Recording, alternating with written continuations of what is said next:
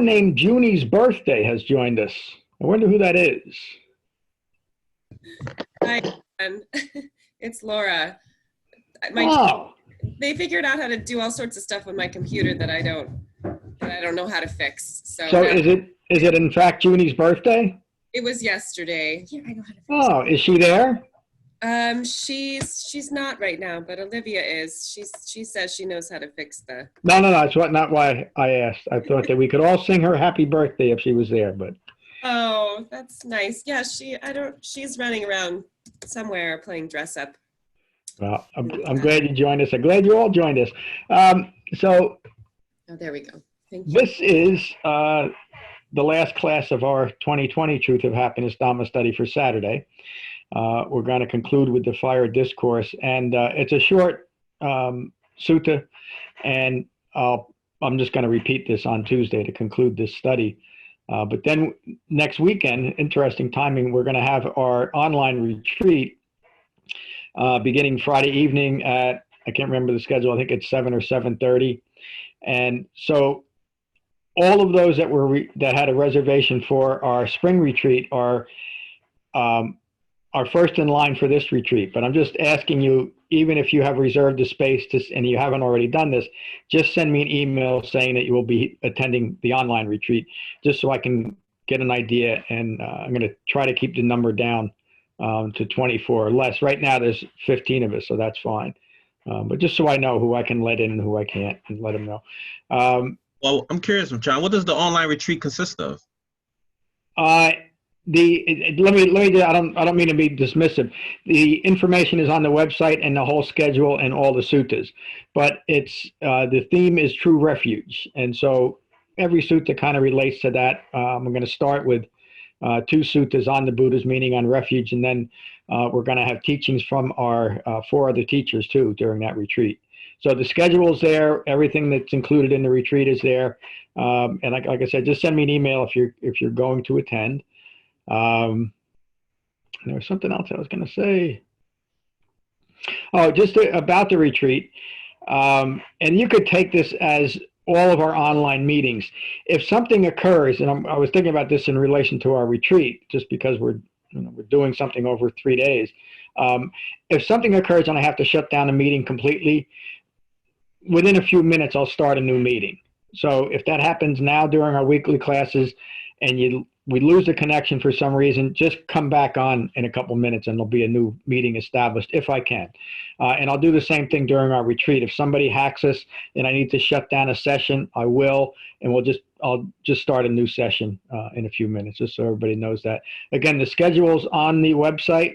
And if you're joining us on our retreat, just please come to sessions a little bit early. But I think it's going to be a wonderful experience to do it that way. Anybody have any questions about that, about the retreat? Yeah, John, it's Lorna. I've got one. If you're not doing the retreat, can we assume that there isn't a class next Saturday? There is not yes, there's no class on Saturday. So, when is our session? I think our session on Saturday morning is 9:30. If there's enough room, you can join us online though. At 9:30 with the schedule. So. All right, so this is this last chapter in the book is there for a reason. It gets to the heart of the matter. Those of us that now understand the Dhamma, whether you just began 12 weeks ago or whatever it was, a while ago with the Truth of Happiness book, you now have enough knowledge about what the Buddha actually taught to properly apply this very, I think it's one of the most inspired teachings that I've ever read. And when you understand the context, this is the 3rd sutta the Buddha ever taught. It's called one of the cardinal discourses, which simply means it's one of the 3 most significant suttas the Buddha ever taught. And if you look at these first 3 suttas, they address each one of them in their own individual but subtle ways, the 3 marks of existence. And so this is addressing the origination of stress and suffering in our lives, rooted in passions that themselves are rooted in ignorance of Four Noble Truths. So this is from a bit of the introduction, then I'm going to get right to the sutta. About a month after the Buddha's first two discourses, he presented the Fire Discourse, the Adita Pariyaya Sutta, the Fire Discourse, to approximately 1,000 followers, which itself is remarkable when you think about it. This is just a couple of months into his teaching career, and he already has gathered all these followers, approximately 1,000 followers. Upon hearing this short discourse, most of those in attendance awakened. At that time in northern India and southern Nepal, there were various cults engaged in ritualistic worship. One of these cults was a popular fire cult devoted to rituals using fire. The Buddha used the fire worshippers, as he often did, as analogy to how individual personalities worship what contacts the senses. And that really is true. And worship you could say a very broad, but also a very specific way, that we get an idea in our head, whatever it might be. In my case, it might be playing center field for the Yankees. And I let that go about a week ago.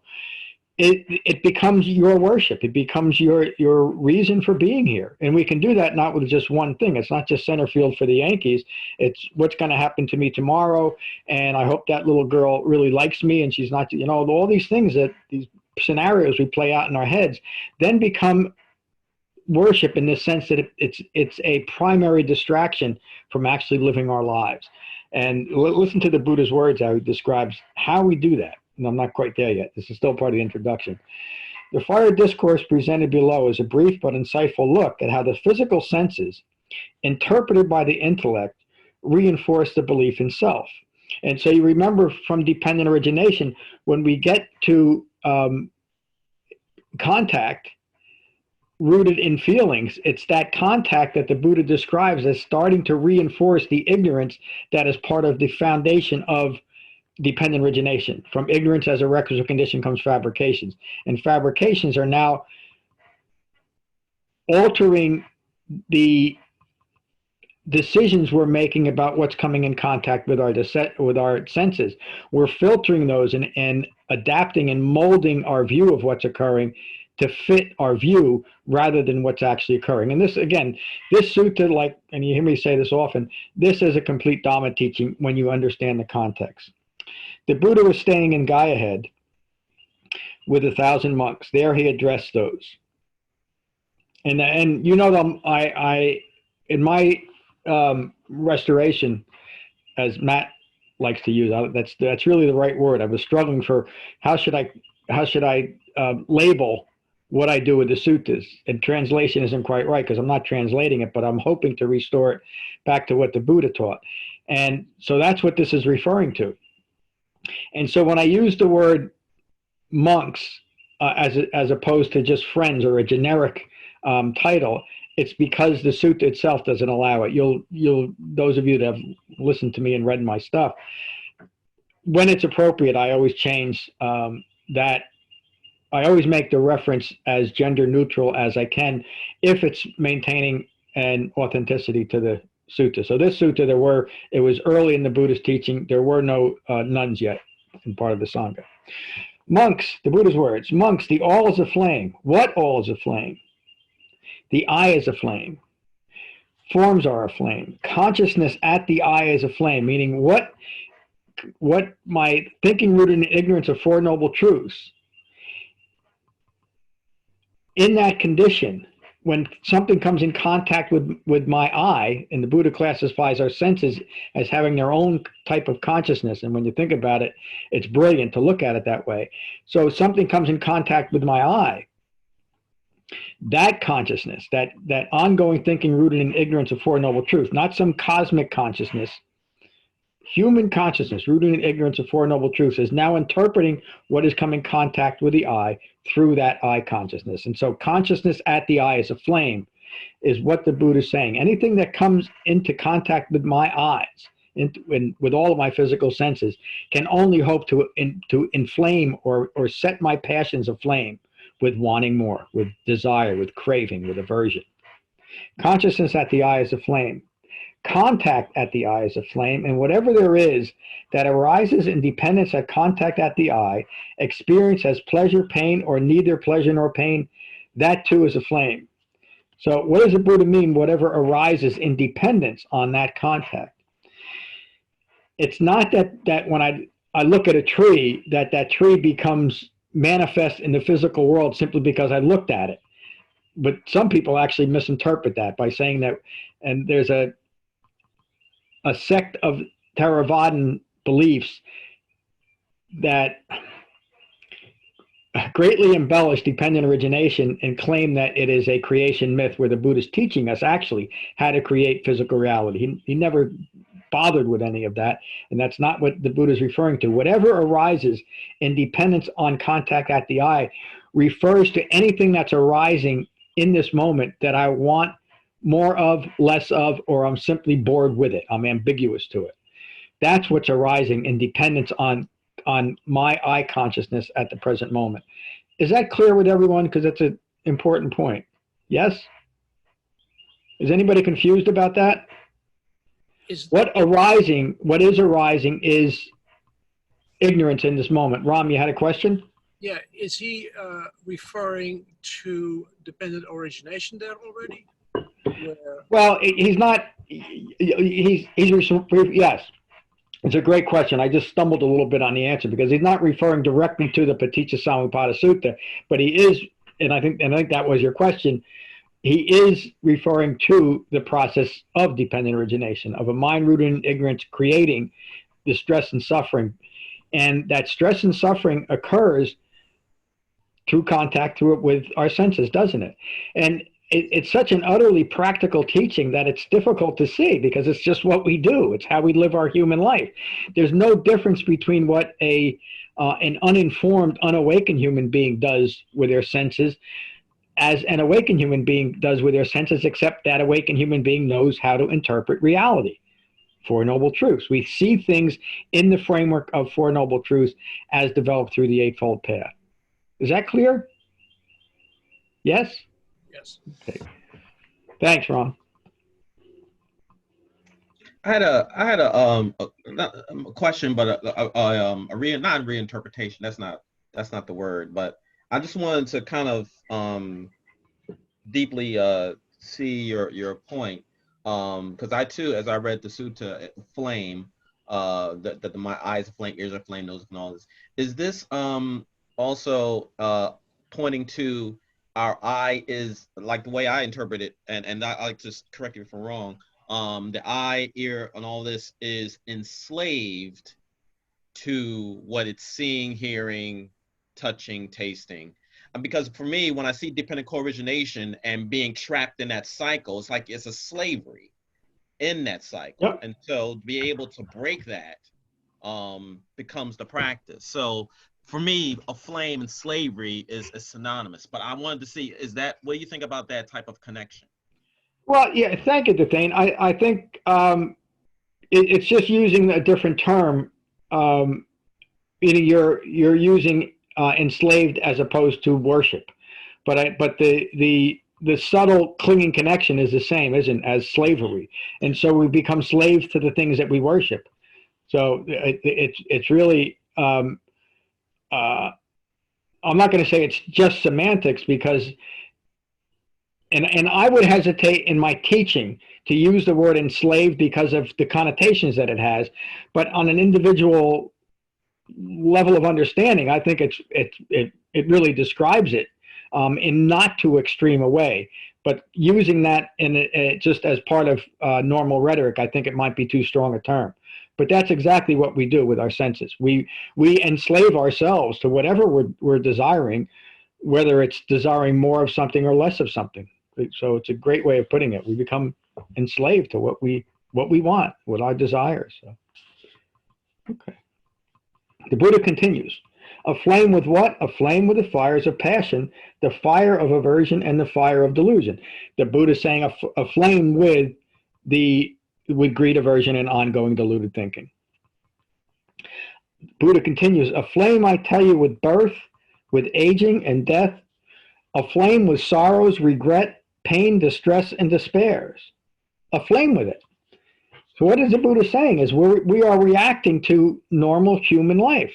We're reacting to the birth process. We're reacting to what we're giving birth to in this moment, which is the most important translation / interpretation of the Buddha's meaning of birth. And we are aflame with worried about aging, aflame with every one of these things, aflame with death, aflame with sorrow, meaning I don't want to feel the occasional sorrow that comes with having a human life. An awakened human being understands sorrow as sorrow. There's many suttas that we've read where the Buddha says, sorrow is sorrow, treat sorrow as sorrow, regret is regret. It's just what it is. It's what's occurring in this moment. It's not something that should inflame our passions, yet because of a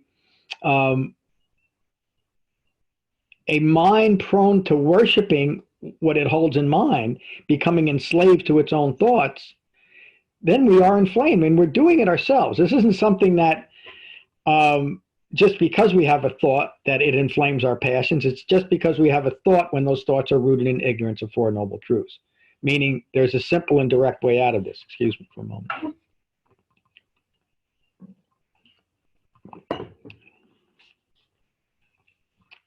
The Buddha continues. The ear is aflame, sounds are aflame. The nose is aflame, aromas are aflame.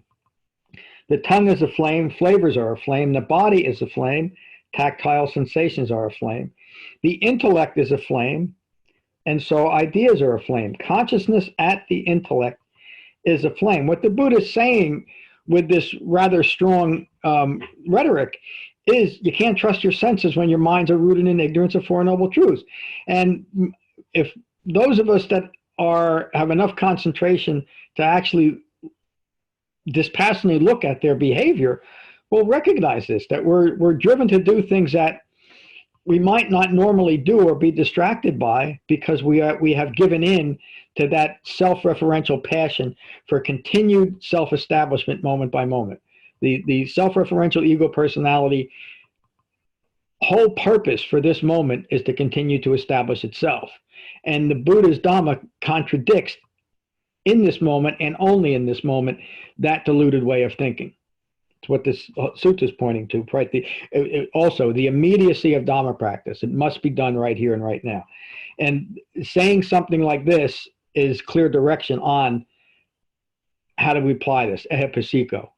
Contact at the intellect is aflame. So what we want to do as Dhamma practitioners, learning from this sutta, we want to be mindfully aware that in this moment, as I am contacting phenomena, is where I practice the Dhamma.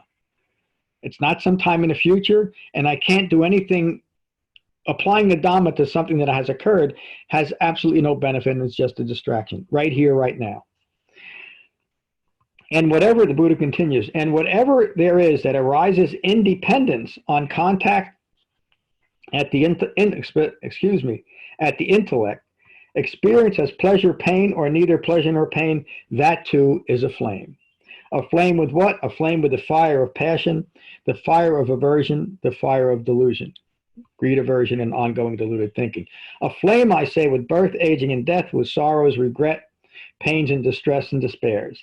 Seeing thus, the well-instructed disciple of the noble ones grows disenchanted with the eye, disenchanted with forms, disenchanted with consciousness at the eye, disenchanted with contact at the eye.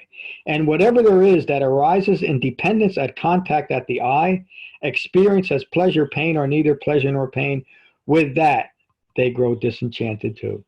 So again, what the Buddha is teaching us is to start training ourselves through understanding. And remember the setting for the metaphor here, the fire worshipers. He's taking that analogy and directing it towards us as wise Dhamma disciples and say, look at what you're doing with your desires. You worship them, you become inflamed by them, and it rules your life. But he also teaches us how to recognize the process we're doing and where to apply these most brilliant of teachings at the point of contact. So you've heard me say this over and over again, haven't you? Yes? That the Dhamma is practiced at the point of contact with life as life occurs. And this is the sutta that truly inspires that teaching. Contact at the eye, ear, nose, body, and the consciousness is where we practice the Dhamma. It's where we can come in contact with our own inflamed way of thinking, our own, using Dethane's term, our own enslaved way of thinking, meaning enslaved to our fabrications. This is where we practice the Dhamma, and it's where we can put the fires of our passions out, as the Buddha continues to teach us. He grows disenchanted with the ear. Let me use the generic. They go disenchanted with the ear, disenchanted with the nose, disenchanted with the tongue, and disenchanted with the body. They grow disenchanted with the intellect. What a powerful statement. The last application of Dhamma is at our thought processes. I think you would all understand this, have experienced it. As we start practicing the Dhamma, our recognition of fabrications is on a very gross level. It's simply the way it is. It's what's obvious. But as we continue to deepen our understanding of the Dhamma and start practicing at very, very, very subtle levels, this is where we arrive at. There was something I wanted to. It's coming. He grows disenchanted with the intellect, disenchanted with ideas. What are these ideas? They're ideas that otherwise are rooted in ignorance. They're ideas that are a mind rooted in ignorance and fabricating its view of reality compulsively churns out to maintain that ignorance. And so the Buddha is saying, look at that process you're doing. That's what this teaching is. They grow disenchanted with the intellect and disenchanted with ideas. It means that for the first time in most of our lives, in a realistic way, not in a hurtful way like, I'm just stupid, I don't know what's going on. In a realistic way, where we understand that what I have learned about myself in relation to the world is lacking 4 key elements. Suffering arises, craving for and clinging to ignorant ideas originates and perpetuates that. It's possible to end this process, and that 4th noble truth is the Eightfold Path, is the path for ending, putting out the fires of passion. We become disenchanted with our own notions of self in relation to the world, our own ideas. We become completely disenchanted with that. So people that sometimes object at the surface level with this idea of becoming disenchanted, it sounds like we are placing an overly harsh judgment on the world. Why would we want to become disenchanted? Well, we want to become disenchanted with the world because we understand the stress and suffering that is inherent in being attached to the world. It doesn't mean that we no longer live in the world. In fact, free of those types of discursive and discriminating thoughts. I like this, I don't like that, I don't care about any of this, is the way we keep ourselves distracted from actually being involved in our lives. So contrary to what the initial thought might be when we encounter this, the idea of becoming disenchanted with the world, it seems like annihilation. Excuse me.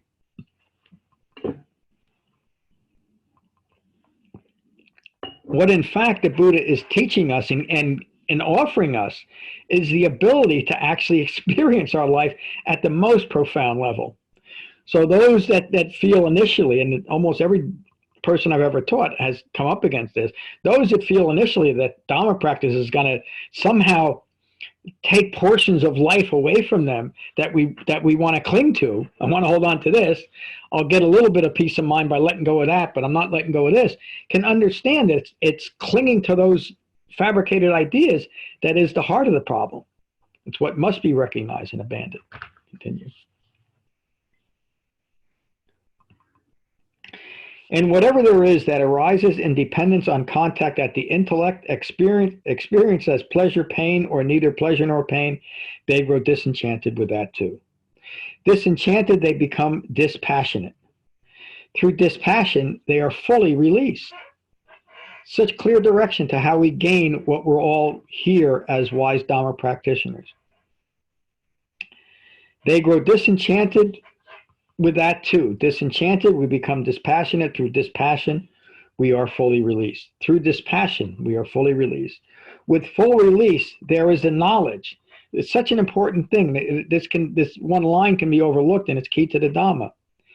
With full release, there is the knowledge. ehipisiko.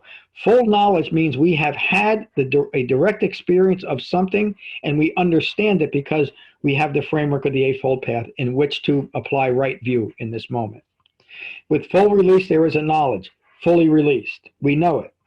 They discern that birth is ended, meaning any possibility of giving birth to another moment rooted in ignorance, we know that is ended. There's nothing left inside of us to provoke another moment rooted in ignorance. Birth is ended.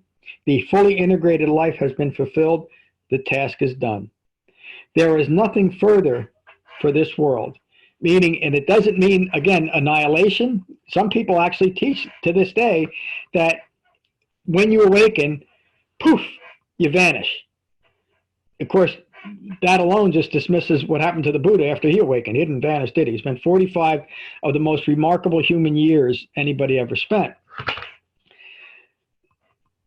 And so just to kind of come back to that point, rather than having nothing further for the world as far as ignorant attachments, what we now become is fully present in the world without any attachments. It's the ultimate freedom, isn't it? It's freedom of the way we think and feel in relation to the world moment by moment in our life as our life unfolds. This is what the Blessed One said. Use the term from the translation. Gratified. The monks were delighted at his words. And while the explanation was being given, the hearts and minds of 1,000 monks, through no clinging, meaning not being sustained, were fully released from their fermentations. The end of today's talk.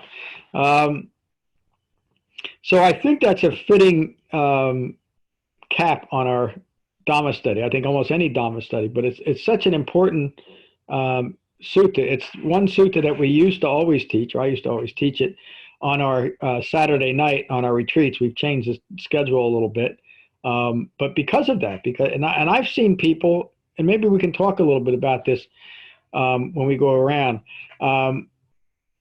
that heard this sutta and got such tremendous insight into what the Buddha was teaching that things kind of fell into place for them. And it is just that powerful sutta for many, many people. So, all right, let's go. We'll go around and see what you have to think. I'm going to start on the bottom.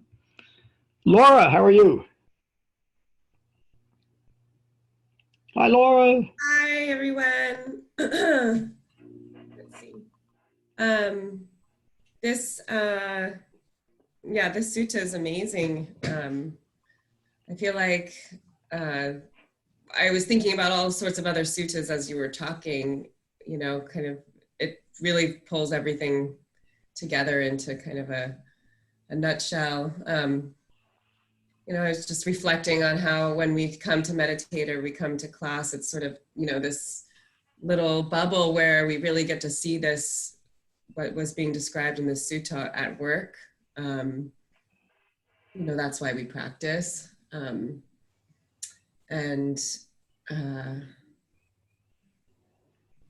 this idea of like point of contact and not throwing another arrow in, to stop the cycle and to stop, that's kept coming up when I was hearing you talk. And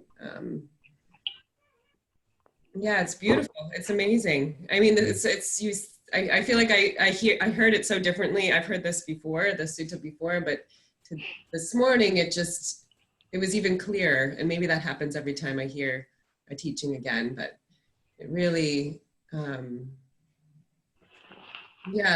depth of it and the simplicity, and I think after being able to be in practice for a number of years, it really starts to just click even more, and so thank you. And I'm probably going to have to dip out. I have some things to take care of, but I'm glad I got to come to class this morning and hear your teachings. They're invaluable. So I'm so grateful for everyone. And for you. Thank you. Me too. Thank you for joining us, Laura. And will you give Junie a big hug from all of us and maybe a quick happy birthday to you? Okay. Thanks. Say hi to Matt and the rest too. Let's go to Dethane. Dethane, how are you this morning? Yeah, I'm good. I'm here.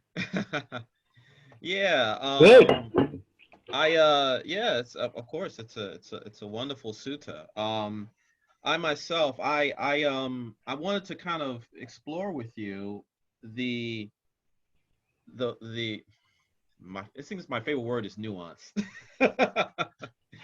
Nuanced understanding. When I read, if I'm talking with somebody, like let's say I'm talking with a philosopher or talking with a scientist, or talking with someone who employs critical reason, and you come across the sutta which talks about being disenchanted with the intellect, being disenchanted with ideas, what one wonders how they take that. And I would like, for you to kind of explore what is the relationship between being a person that, because I find critical thinking to be very valuable and needed, and yet being disenchanted with the intellect. Like if I were to give you just a short sentence that would say that critical thinking means making reasoned judgments that are logical and well thought out.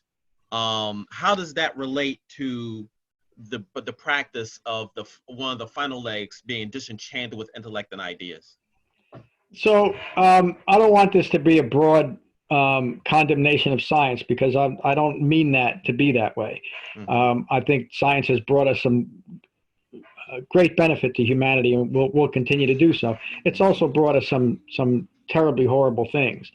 And so my quick answer, and we could spend hours just talking about this, but my quick answer is that any scientist would be a much better scientist, just like a cab driver would be a better cab driver, if their minds were framed by right view rather than wrong view. You would simply become to even more scientifically realistic conclusions. But there's a danger with that. And there's some very famous modern Buddhist teachers that one in particular has made the claim that if science disproves something that the Buddha taught, you should go with science. And that completely contradicts Four Noble Truths, doesn't it?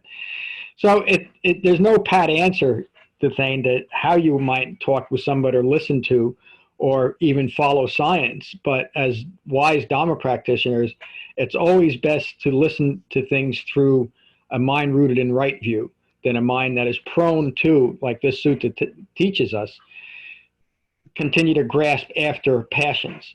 And then you could say that even this current, I don't want to get into a big discussion about this, but it seems like just for every world famous scientist, every single one has a different point of view on this. So where does that take me as a Dhamma practitioner, is to understand that nobody really knows what's occurring in the world right now, but I know what's occurring in the world in general. Stress and suffering arises, and there's nothing personal about it. And so I hope that's a helpful response to things. Go ahead. Do you mind if I cut in for a second, John? Yes, who's there? This is Jen. Hey, Jen. I'm a scientist, so I just wanted to say one thing. I do Great. that at the heart of critical thinking. I'm also a teacher, so critical thinking is a phrase that teachers just love to use. And I just really think that at the heart of critical thinking is just true discernment. You have to It's another way of saying right view. Right. You have to let go of your own personalization of what is occurring to be able to truly see what is occurring. And that is, I mean, I want to say that is science because there's so much attachment and human existence within the scientific community. But if you're following a scientific method, you are just observing what is occurring and talking about that. Yeah, and the biggest difficulty in scientific inquiry is, and this has been known for a while, is how do you keep the scientist's own bias, no matter what it is, out of their conclusions? And that's almost impossible. And that doesn't mean that science is useless because of it. It simply means we should also have our own most critical thinking that is resting in right view. And I mean, I could. Well, for me, I mean, I've seen it read that, the difference between weak critical thinking and strong critical thinking is weak critical thinking will investigate others' issues, attachments. I've even seen the word attachments, biases, but they don't see themselves. They take down the other person's argument, but they don't put themselves in the other person's shoes and then argue from both standpoints. So to be attached to your own view. So for me, it seems like the Buddha is talking about, not clinging to your own biases, which would move one automatically to strong critical thinking when you begin to employ other practices. Yeah, so I think anybody, including a scientist, would be better at what they do if they would develop right view. But I mean, that's just the truth. I mean, that's the nature of the Buddha's teachings, is ultimately that we become human beings. Well, I was going to say better human beings, but it's not really, because unless you know what a human being is, you can't be one, can you? You have to know. You can live a life rooted in greed, aversion, and ongoing deluded thinking, or you can wake up. And so the science and scientific inquiry and scientific establishments are just that. They're simply part of the world. They're an important part of the world, but they're not something that any wise human being would worship, because that's just what that is. That's rooted in ignorance. Again, it doesn't, because I don't understand completely how a car operates, there's no reason why I shouldn't take a ride once in a while.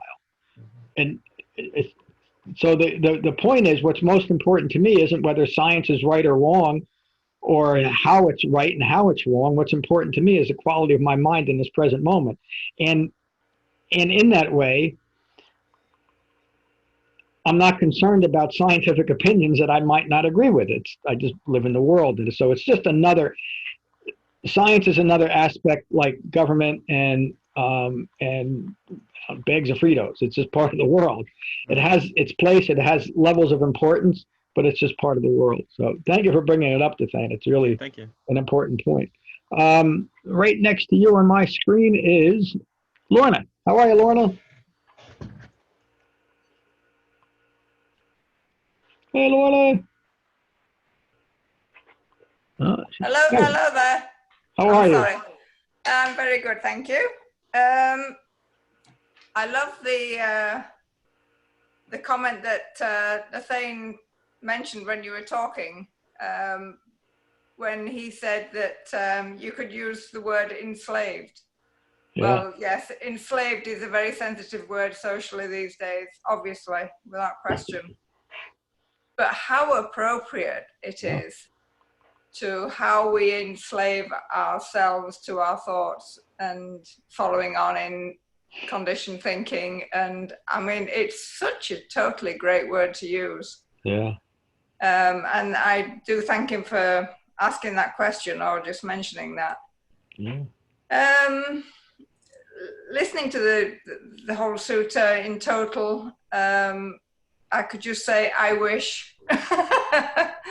I wish I could see all that he sees and understand all that he understands. And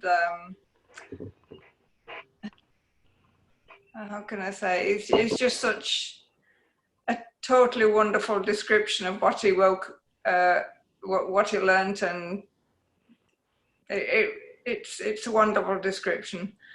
It starts with describing the problem, but also you can see the solution to the problem. Yeah. And in this sutra as well. And it's just, you just think, I wish I could develop that thinking. It's so wonderful. It's a great, great, great sutta. It is, and I would say you are developing that thinking. That's what we're doing. Thank you, Lorna. I'm glad you joined us this morning. Michael, how are you? Hi, John. How are you? I'm good. I just wrote a couple of notes down. Oh, that's Mary.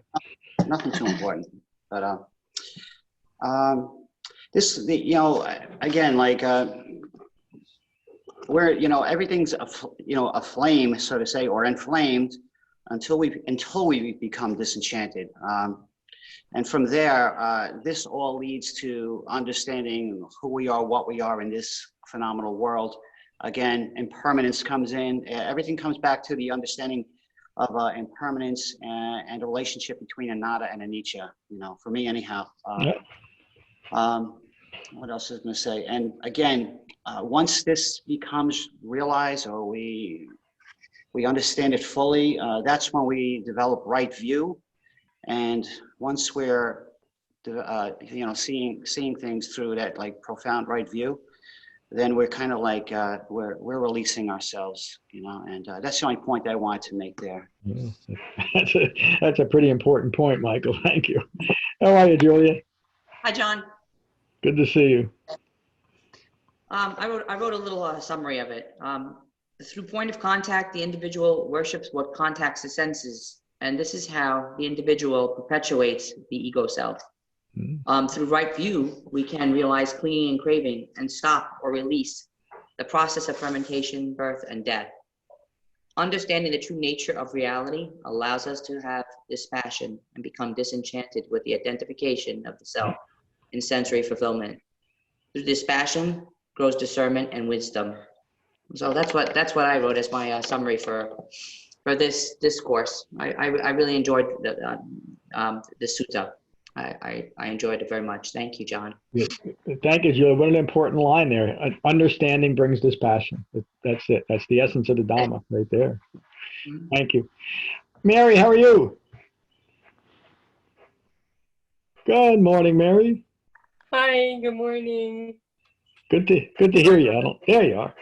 There I am. Hi. This is a very important sutta. I've been impacted by this sutta in many different ways early on in my practice. Was the first time I ever became aware that my fabrications weren't right view. I thought they were. They were Yep. principles, and that was a big wow, and those were released, you know, in that moment. And so this is really important. You know, I still suffer fabrications and fermentations. I think, as I often say, there's more work to be done.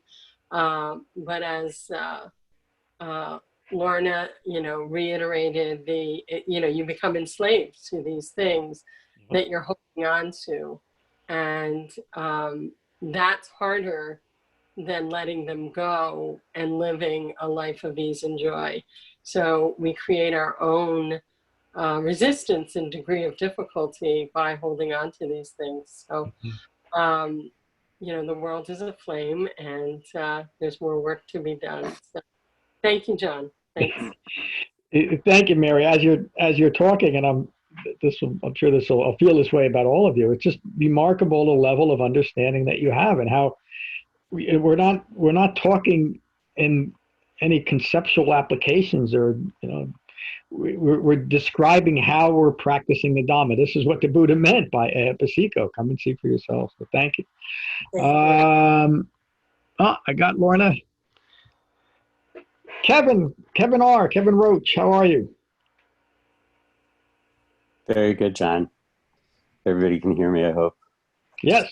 You know, I was just going to follow up on this idea of science. You know, science is really very important. You know, it's my livelihood is based on science also. I couldn't do it unless I believed in science. Yeah. But science isn't the explanation for everything. Scientific ideas are impermanent. They're constantly evolving. The science we have today is not the science that the Buddha had. But the Dhamma does provide the explanation. It does provide the foundation for everything. And I find that this sutta really encapsulates the entire Dhamma. It is complete. And it moves us toward compassion. Yeah. Thank you, Kevin. You're so right. We human beings rooted in ignorance have this difficult thing to deal with, and it has to do with that wrong view. And so that type of mind is really incapable of seeing something in a broad term that could say there's such a thing as good science and bad science. In other words, a mind has to say one thing is it either has to be one way or another. There's nothing in between. And this is the problem with, well, I'm going to get a little bit off topic. This is a problem with that new agey, but been around 2,600 years idea that we're all of one mind. And so when you start talking about discriminating between things, just seeing the reality of life, the Buddha taught not to see everything as one big mass, one single ball of ignorance. He taught to see everything that arises and passes away in its absolute discreteness, not in its unity. And so in that way, we can see things like good science and bad science and mediocre science. And the same thing with everything else, good manufacturing processes, poor, it's all part of the same thing. And it's being able to see things in reality rather than have to classify things as, and look what's playing out in our politics. You're either on the right or the left now. You know, there's no real middle view, and look, it's tearing the country apart, those extreme views. I want to get into that. But that's the point. The Buddha taught to simply see things as they are. And so if there's a reasonable, again, not to get too deep into the science, but if there's a scientific practice and theory that we found useful, we should continue it. But we shouldn't be so stuck on something because it has a scientific label that we don't look at maybe some of its inefficiencies.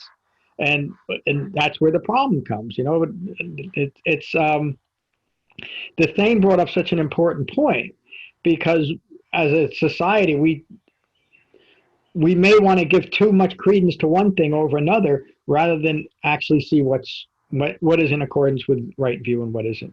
And that's what we're talking about. It's remarkable. Thank you, Kevin. Yeah. Sarah, how are you? Doing well, thank you.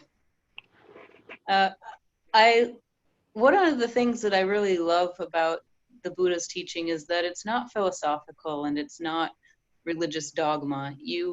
The things that he teaches, to each degree that you take them or you realize it, you become aware of something, or you recognize it and you implement it, or you recognize it because you experimented and you found this out. That it's real, it's true. It really does cause suffering to be caught up in our senses, and that for me has been a tremendous source of suffering. Yeah. And not only just the feelings, but the thoughts, the coming to that place where you kind of are disenchanted with your intellect even. I've come to that place because it's gotten me in so much trouble.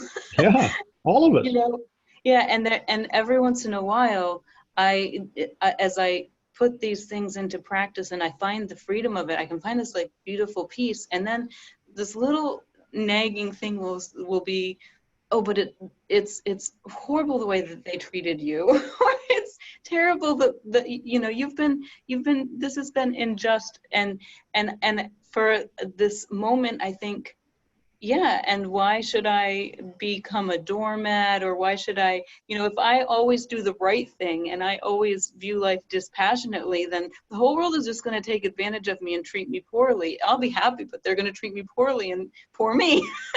and then in that moment, it's like, yes, and is this the kind of suffering that you want to endure? One of the things that is interesting about COVID-19 to me is that, and the situation that I'm in, is that it kind of forces me into this place of I have to stay where I am. This is not me. You know very well. I've been in a complete state of upheaval for the last 2 years, over and over and over again. My life constantly overturning, which is normal. You know, everything comes and goes, but it's forced me to have to stay in what situation that I'm in and solve the suffering problem by coming to this place of peace instead of trying to change the situation all the time. So namaste. And you're gaining some great benefits, Sarah, right? Oh my goodness, yes. Yeah, I mean it is, and you are, because you've learned to apply the Dhamma as it's intended. just like we talked here at the point of contact. That you could say at the point of our difficulties. That's where we bring it instead of running away from them. So I'm glad you joined us this morning.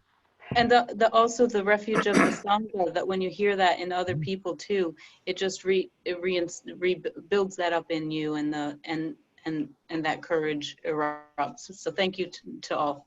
Yeah, thank you, Sarah. And we're going to get into that even a little bit deeper over our retreat. But you know what it means to take true refuge in the Buddha, the Dhamma, and this wonderful sangha that we have here. So glad you joined us.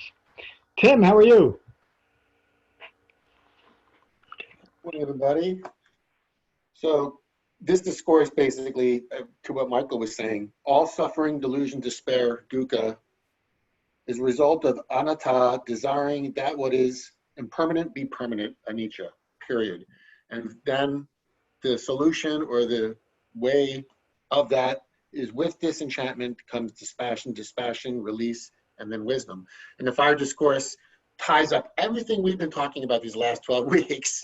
Everything through disenchantment and dispassion. And there's no reason to even try to, talk about, scientists and enslaved and all that. It is what it is.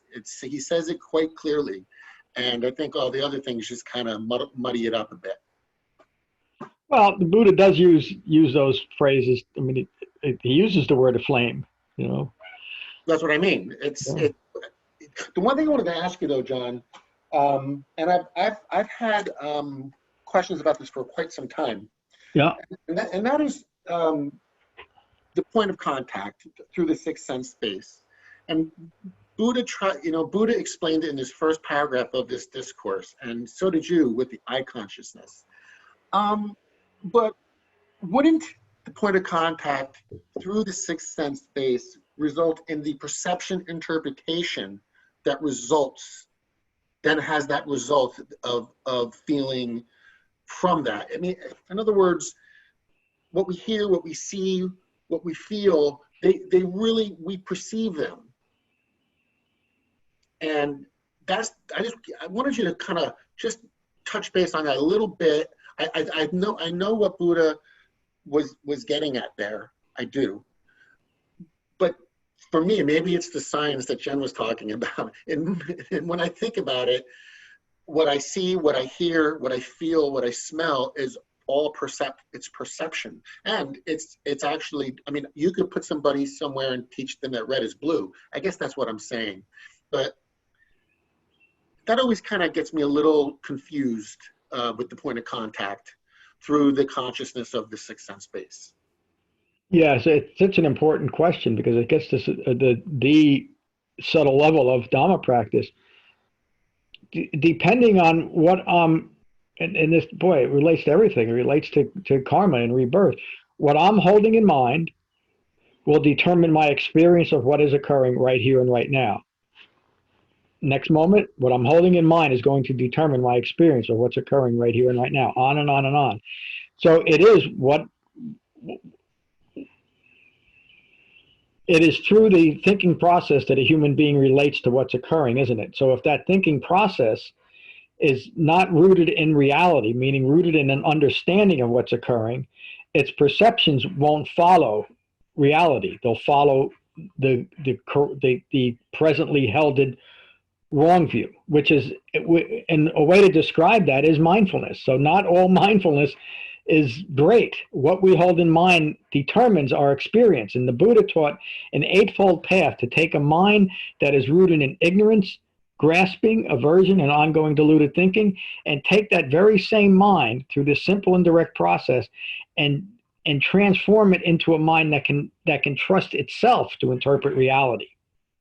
And so, again, as a human being, we're just designed that way. We come in contact with reality through our senses. And if that sixth sense of our thinking is not rooted in reality, we cannot possibly hope to perceive things based on reality. Does that help, Tim? Yeah, no, it does. And that's what I presumed. I just wanted to make sure that I was looking at it through discernment. And Tim, what's remarkable to me, and I'm not just saying this because it's your birthday, and it's not, what's remarkable is that and I think everyone else here understands it, is that that is such a subtle level of understanding. To be able to see that, that's Dhamma practice. So you really developed the Dhamma to a very remarkable and effective way. So, and thank you for bringing that up.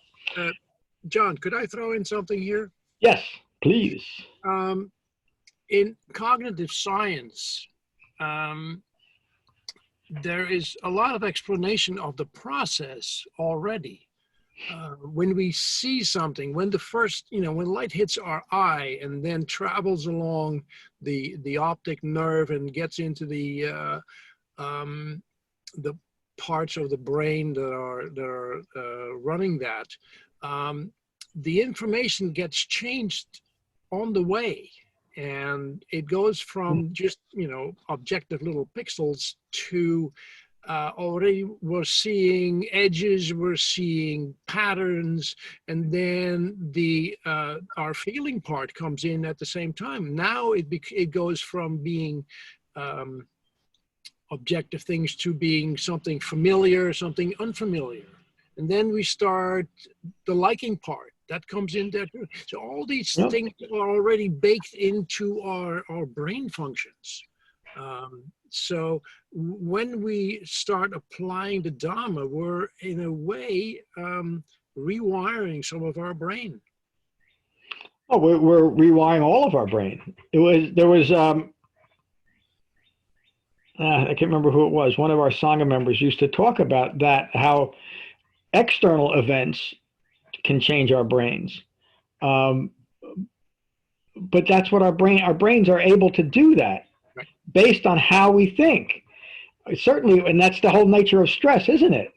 As far as it relates to good or bad health. Stress is something that primarily first occurs in the mind, doesn't it? And then it is experienced throughout the body. Of course it will. It has to. We're human beings with a mind hopefully united in its body. So it will naturally occur that way. A good example of how I consciousness can lead to stress or lead to peace is it's simple the way we look at each other. So a human being who is prejudiced against black people, you can be prejudiced against anyone. Let's use the example because it's such an obvious one. It's such a ridiculous one that we judge. I mean, from when I was a little kid, I grew up in a world that was still deeply prejudiced and deeply judged people by the way they look. And I always thought it was crazy. How do I know someone is an awful person or going to hurt me because of the color of their skin? Or it's just crazy. But because we've taught ourselves to believe that, when a human being sees another human being of a skin color that they don't approve, they react to it, sometimes violently. But it's all a fabrication, isn't it? And not to just use that, we are trained in the world to see a human being, and evaluate that human being based on how they look. And as a man growing up in the world that I grew up in, I was taught that I should see the opposite sex in only one way, and anything beyond that was unacceptable. I thought it was crazy. I can remember being 12 years old thinking, what is this? How can this be? How can we create a society that agrees that only a small fraction of people on the planet are acceptable to everyone, and everybody else, it just does not make any sense. And I don't want to get into the arising of prejudice and where it comes from, and the modern word now xenophobic, but that's just a perfect example of it, isn't it? When I see anything, something hits my eye, and I decide based on fabricated thinking that what is hitting my eye needs to be different than it is, whether it's a human being or a red Ferrari that I need to be green to be acceptable to me. It's all just causing stress and distraction from what's actually occurring, isn't it? And that's the subtle aspect that the Buddha is teaching here. It's at these very subtle aspects that a lot of us are talking about. Tim really, really hit it there. That's where we lose our minds, when we're not able to do that. When we give in to very subtle aspects of passion. This was even more common during the Buddha's time. We can't forget that the Buddha grew up. Well, he grew up and he lived within a very tightly controlled society. India was even more divided by class then than it is now, even though it still is. It's come a long way. But it was a very strict way of living in the world. So much so that unless you were of a certain class, you weren't even allowed to go listen to the Buddha, or you would probably be killed. Of course, the Buddha didn't put up with that. He taught a completely egalitarian Dhamma. Anybody could come and listen to it because he didn't have that wrong view in his eye. He didn't see it. So when somebody who might be considered one of the, what's the word that they use? Unmentionable or something? The lowest class of people, when they would walk into the sangha, the Buddha simply didn't notice them. That's all. It wasn't even an issue. Yeah, untouchables. Untouchables, yeah. There was no such thing as an untouchable in the Buddha's mind, so there was no such thing as an untouchable in his society that he lived in. Of course, everywhere else it was. But he was able to maintain a calm and peaceful mind despite all the racism and misogyny and xenophobic behavior that was common during his time. It didn't matter to him. And the same is true for us. There's issues in the world that still need to be resolved, but I don't have to lose my mind over it anymore, do I? I've lost track a little bit. Kevin, how are you?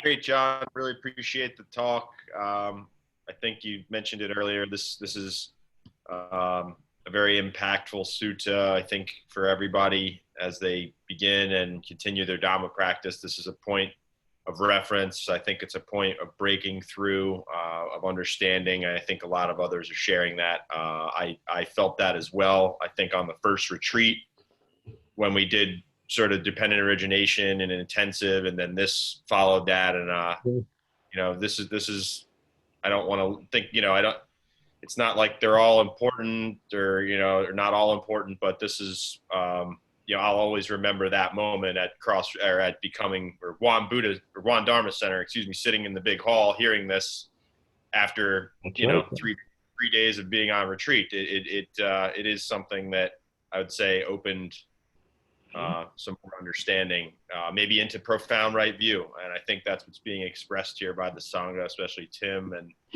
so on. I think I like the point he made about trusting perceptions and so on. And that's an intricate way to see ignorance and fabrications, how they develop, and insight into dependent origination there. When we see something that's walking out in the backyard with 4 legs and it's furry, our mind can easily say, well, that's a cat. And we can go into, as Ram just said, the process of how information is attached into our thoughts. And instead of the subtle difference of, well, that looks and walks and is something like a cat. It looks like a cat. There's a difference in attachment and a difference in, it seems so subtle. It doesn't really make sense probably to people that wouldn't be tuning into this talk, but I think all of everybody else can understand that subtlety of how once we see something, I think, therefore I am. It's that once we attach it, we say, well, there it's a cat. We've already gone down the trap door then, because now it's a pretty rigid view as we've seen. So thanks for everybody's contributions today. Thank you, Kevin. Becky, how are you this morning? Just unmute. Becky! There you are. I unmuted you. No, I didn't. There. There you are. Now? Okay. Yep. This sutta is pretty comprehensive, and it is amazing to continue to hear it and to hear it again, because it just brings back to the front of your mind what you are trying to do, what you are working toward. And it's easy for me to lose that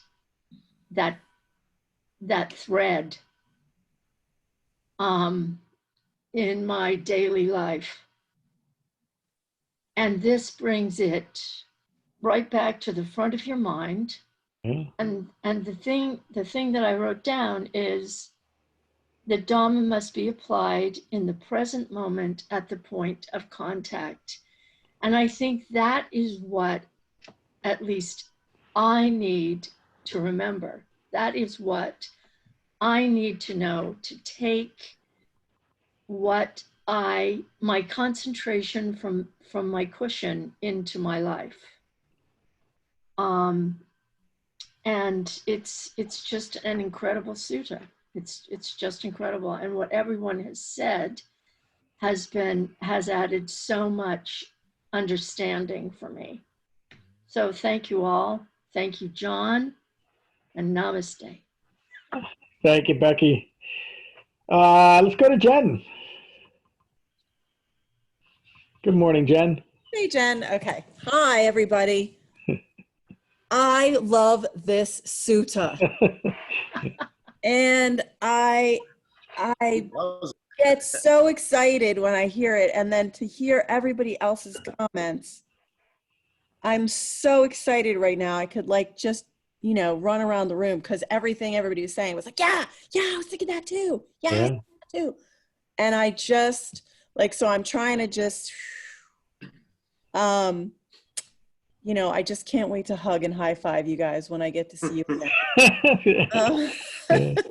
But yeah, I mean, really what I was thinking about early on when we were listening to this again was basically what everybody else is touching on. And I was thinking about it in terms of, my understanding and my conditioning, and which is really knowledge about the anatomy and the physiology of the brain, and how there's different parts of the brain that actually process visual or auditory or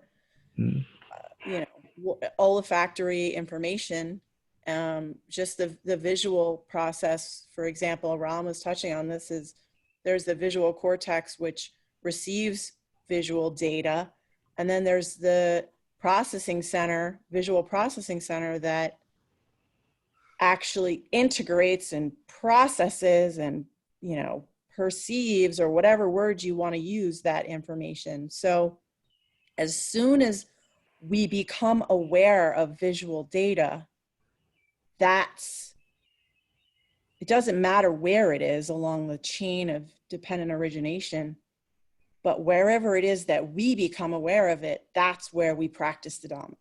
Yeah. Where we say, okay, this is my karma, this is my opportunity to either be framed or lost. And but you guys all, I guess I just kind of swept up. Oh, I think I just did a Kevin Hart. I feel like Kevin Hart's always doing the sweeping up, just bringing it right back. Yeah, you did it, Kevin Hart, and you did it beautifully. I mean, that's again, but we're all talking about the essence of the Dhamma. We understand, finally, just kidding, that the Dhamma is practiced right here and right now. It's the essence of mindfulness, of right mindfulness. So thank you, Jen. Anthony, how are you this morning? Good morning. I'm doing well, and I hope everybody else is too. I don't really. I've always loved hearing the Fire Discourse talk, and I'm going to exercise noble silence. But before I do that, I just hope that everybody is doubling down on the Eightfold Path, keeping up their meditation, and using this challenging time to go deeper, because that's what that's how we can all benefit. Great advice. Tell Debbie I said hello. She's doing well. Thank you. Yes, we're both doing well. Good. How are you, Ram? Thank you for asking. Yeah, it's amazing that this is like the second discourse, and he just blows this huge audience away with what he comes up with, and it's completely radical and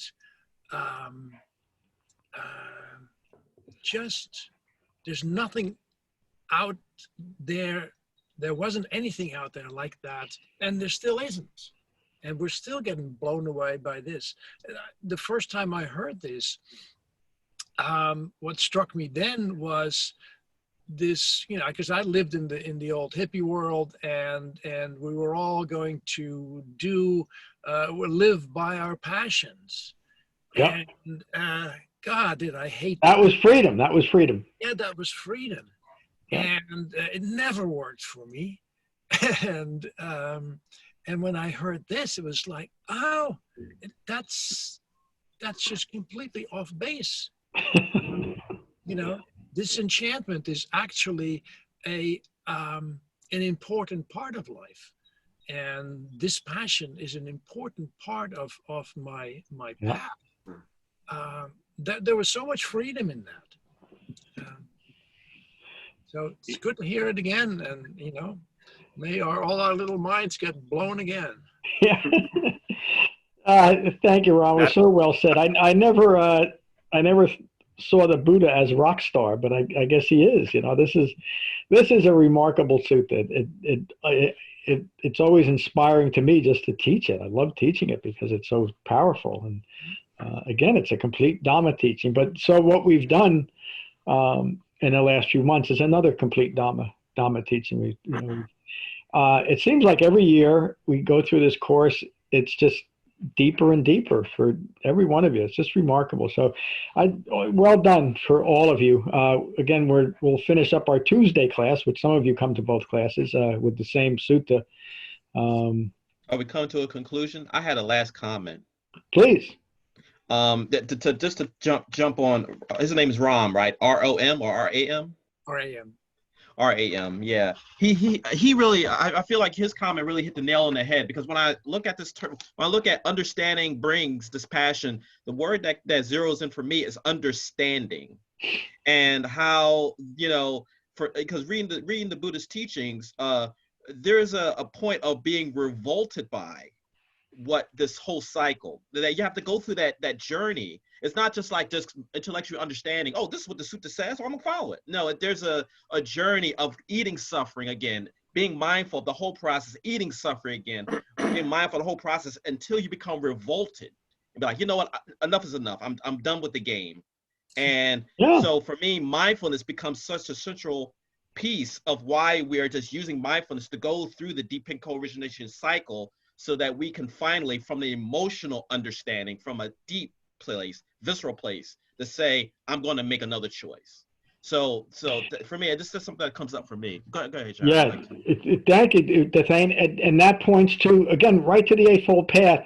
And the seventh factor of the Eightfold Path is right mindfulness. It's not just being mindful, and I would say compulsively mindful, meaning, well, I've learned to be mindful, so I hold in mind anything that comes into mind, which is what the Buddha's taught. Anything that I'm passionate about, I should be mindful. So it just encourages that continued, what I call mindless mindfulness. The Buddha teaches us through the Eightfold Path. This is why it can't be substituted. We need the Eightfold Path to provide that framework to develop right mindfulness, to know what to hold in mind and what not to.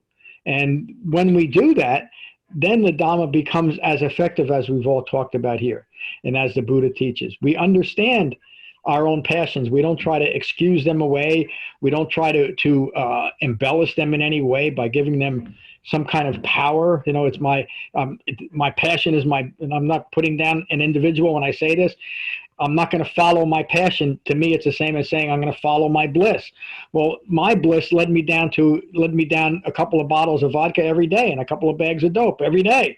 That was my passion. And some people, their passion is 14 pizzas a day. Some people's passions are too much work, too much. The level of distraction, or the distractionary events that we create, are endless. Or we can simply develop jhana meditation and create this wonderful framework for looking at our life moment by moment, called the Eightfold Path, and maintain a calm and peaceful mind resting in the inner poise from understanding. So it's just a great sutta. It's been a great truth of happiness study. So any other questions or comments on this study and on today's class? Okay, one thing briefly, the three teachers that are with us, I'd like to talk to you about something just briefly. I don't mean to ignore the rest of you, but then we'll get to something else. Are the three of you done with your editing of the next book? I still need to go over what we talked about before and do a quick run through, make sure that the edits actually took. Okay. Jen? I'm sorry, John. No, I have to, that was on my agenda for tomorrow. Okay. And so I won't, Kevin? Too. So what I'll ask you to do then is just let me know when you're finished, so I'll stop asking you. John, and then I'm going to ask you to go, the way this thing is working with Google Docs, I've never used it to go through this proofing process. Then I'm going to go back and go through it once more, and then I'm going to ask you to just look at it once more after I've done that, so you can make sure that I've made the corrections that you've suggested, just to scan your section again quickly. So just let me know when you're done, and then we'll get this thing, get it published. You know, the Dhamma pod is ready too, by the way. So when you're ready, I'll keep you working. This is the new Cross River Meditation Publishing Incorporated. So, John. Yes. I did finish, and I left you the comments. I don't know if you saw them. So. Okay, thanks. Yeah, I'll look at them later. I got to get used to the process. So the other thing, I think I did talk about the retreat. The schedule is on the website. If you're going to join us, please send me an email whether you're reserved for the spring retreat or not. If you are reserved for the spring retreat, your reservation is now for the fall retreat. When you come into the room, even during the schedule, try to join us at least a few minutes early. I will open the room at least 15 minutes. I'm talking about the retreat now, just like we do here. I'll open those rooms at least 15 minutes before the scheduled start time so we can come together as a sangha and do that. I think that's it as far as that's concerned. I probably didn't need to make those announcements in the recorded portion of this, but I did. So there it is. And we'll finish with metta as we always do. So again, gently close your eyes, gently close your mouths, and take a moment to become mindful of your in-breath and your out-breath. And these are the Buddha's words on metta from the Karaniya Metta Sutta. This is what should be done by one who is skilled in goodness and who knows the path of peace. Let them be able and upright, straightforward and gentle in speech, humble and not conceited, contented and easily satisfied, unburdened with duties and frugal in their ways, peaceful and calm and wise and skillful, not proud or demanding in nature. Let them not do the slightest thing that the wise would later reprove. Wishing, in gladness and in safety, may all beings be at ease. Whatever living beings there may be, whether they are weak or strong, omitting none, the great or the mighty, medium, short, or small, the seen and the unseen, those living near and far away, those born and to be born, may all beings be at ease. Let none deceive another or despise any being in any state. Let none through anger or ill will wish harm upon another. Even as a mother protects with her life her child, her only child, so with a boundless heart should one cherish all living beings. Radiating kindness over the entire world, spreading upwards to the skies and downwards to the depths, outwards and unbounded, freed from hatred and ill will. Whether standing or walking, seated or lying down, free from drowsiness, one should sustain this recollection. This is said to be the sublime abiding. By not holding to fixed views, the pure-hearted one, having clarity of vision, being freed from all sense desires, is not born again into this world. Thank you all for a wonderful class this morning. Peace. Peace. So I'm going to end the recording. I think. Okay. Wait a minute. And